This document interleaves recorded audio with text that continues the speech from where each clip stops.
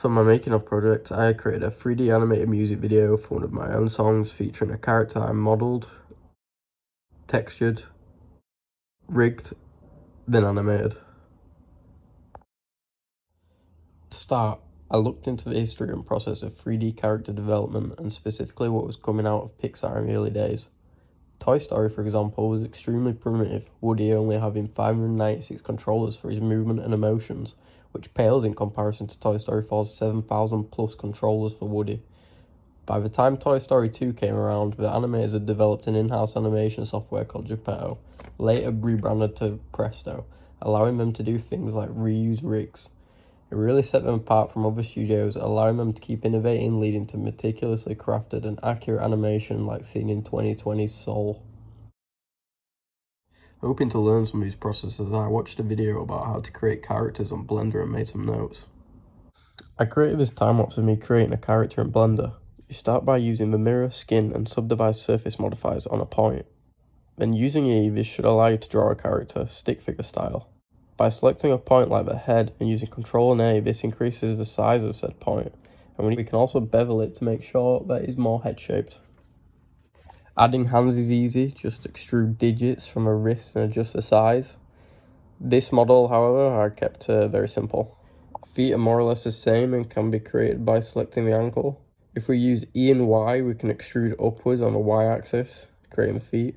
Next, I use a sculpting tab to detail the head and body. This section is also very useful if you want to create facial features. Experimenting with this process, I spent some time prototyping some character ideas. I like the low poly aesthetic, and this is what I chose. I unwrap the mesh so I can texture it in Blender with an image, and then I experiment with different images until I find out what I like. I ended up choosing this metal texture as it gives me Silent Hill vibes. I import the character into Maya to create a rig.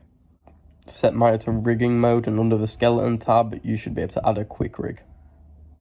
I can then animate this character dancing using reference. Finally, we can add the character to a scene and render out with cameras. Taking the footage and compiling it, I overlaid it onto my song, and here's a clip from the final music video.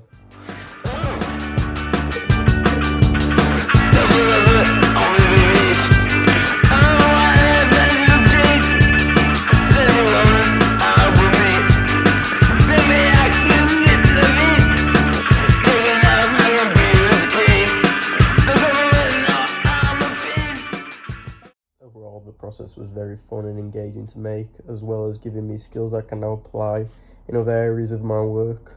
Working with Blender is something I haven't done before, so massively boosted my confidence, and I am pleased with the end product I created. Given another opportunity, I would more intricately plan character designs and rely less on improvisation to bring them to fruition, something I will be doing a lot of in the future now having this knowledge.